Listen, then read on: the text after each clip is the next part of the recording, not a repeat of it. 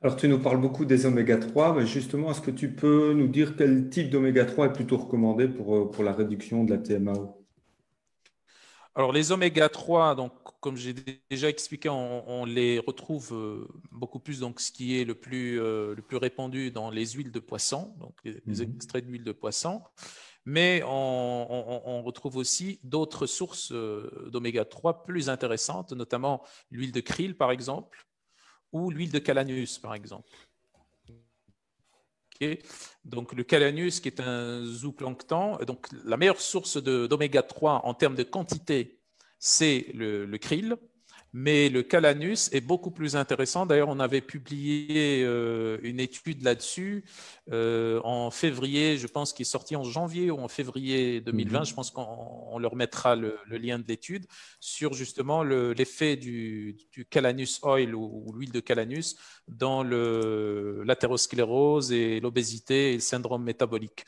Donc le calanus se distingue par rapport au krill par le fait qu'il contient des oméga 3, mais il contient aussi d'autres types d'antioxydants, notamment l'astaxanthine, très très puissant antioxydant qui fonctionne en corrélation ou qui est un cofacteur, l'un des cofacteurs qui fonctionne avec les oméga 3 qu'on retrouve dans l'huile de calanus. Donc on a le krill et le calanus. Pourquoi?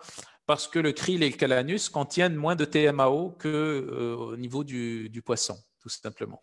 Alors, ça ne veut pas dire qu'on ne doit pas prendre des oméga 3 issus de l'huile de poisson. Ça veut tout simplement dire que chez une personne obèse, par exemple, ou qui a tout simplement une dysbiose où on a des firmicutes très élevés, à ce moment-là, il faudra préférer plutôt du krill et ou le calanus, alors que chez les autres personnes qui n'ont pas forcément de dysbiose ou qui ont des firmicutes bas, on peut utiliser aussi l'huile de poisson. Merci pour ces informations précieuses. Bien évidemment, je mettrai en dessous le lien sur l'étude sur le calanus. Euh, voilà, je vous propose qu'on se retrouve lundi prochain, toujours à 18 heures.